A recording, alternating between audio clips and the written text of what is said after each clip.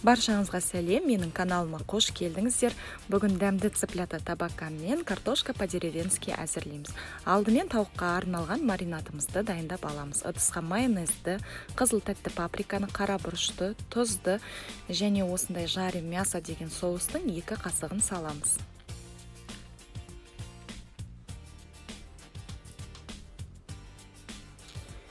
Енді 3-4 чесногымызды чеснок езгішпен немесе теркадан өткізіп майдалап қосамыз да соусымызды жақсылап араластырып шығамыз.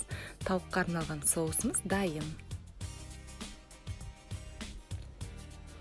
Енді бүтін тауығымызды алып, видеодағыдай осылай ортасынан кесіп шығамыз да цыплята табаканы дайындаймыз.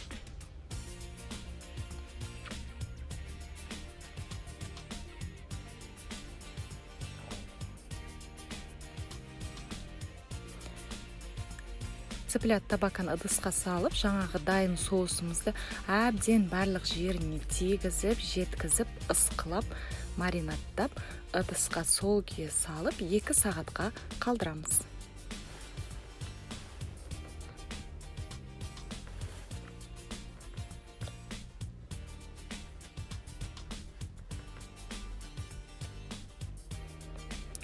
Тауық әбден жақсылап 2 сағат маринадталғасын противенге салып 200 градуста қызып тұрған пеште 50 минут 1 сағаттай пісіріп аламыз.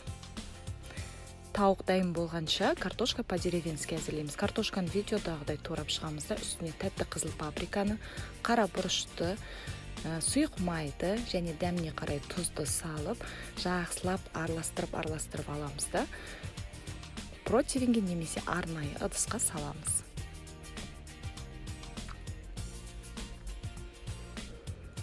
Осылайша картошкалар бір-біріне мінгеспейтіндей қылып, жақсылап жайғастырып тұрамыз да 200 градус қызып тұрған пеште 25 минуттай пісіріп аламыз.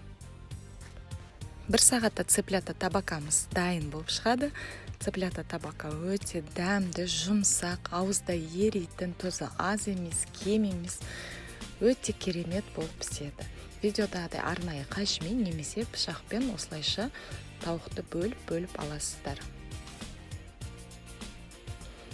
Тауықтың жұмсақтығы сонша сүйектеріне шейін балбырап пісіп тұрады.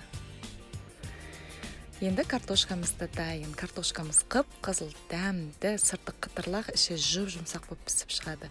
Тарелкенің бір шетіне картошканы, бір шетіне кесілген тауықты салып ұсына бересіз. Бәріңізге ас болсын. Рецепт ұнаса, лүпіл басып, каналыма тіркеліп қойыңыздар. Алда сіздермен өте керемет рецепттермен бөлісетін боламын. Менімен бірге болыңыздар.